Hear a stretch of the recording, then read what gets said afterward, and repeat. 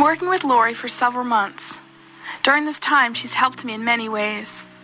Most importantly, I've rediscovered my inner self and have come to a better understanding of my life and those around me. I've faced many obstacles in my life. Although I have a wonderful family, my genetic gene pool is not the best.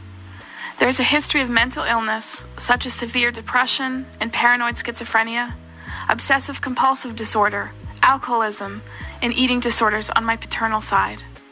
On my maternal side, there's also a history of depression, bipolar, and alcoholism. I've been struggling with an eating disorder and depression since I was 17, and I'm now 24. I've been obsessive and compulsive as long as I can remember, and most recently, I've been using drugs and drinking large amounts of alcohol regularly. I was also in an unhealthy relationship and have been sinking lower and lower this past year. On Easter morning of 2002, I was at home visiting my family.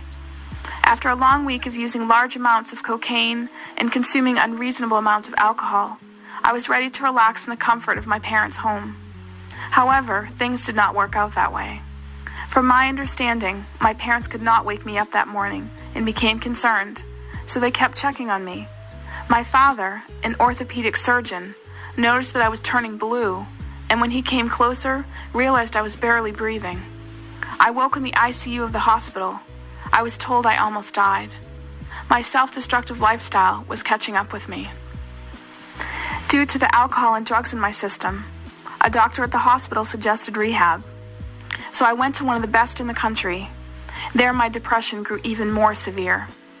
I felt that I didn't really relate to others there, and I felt so alone.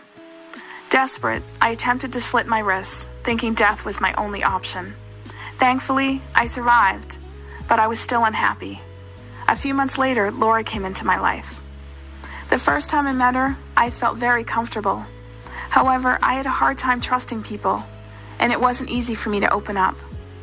I also wasn't sure what to expect, and maybe she was like all the other therapists I had seen. Instead of just writing a prescription, such as Prozac or Effexor, I've been on at least 10 different antidepressants, or telling me to go to AA meetings. I felt Laurie actually cared and truly listened to me. She's the first person that I've ever opened up to completely. Laurie and I discussed events from my childhood to my present life. She listened to me and asked questions that really made me think, allowing me to express what I was feeling and why at certain times in my life. Laurie also asked me to write down my dreams.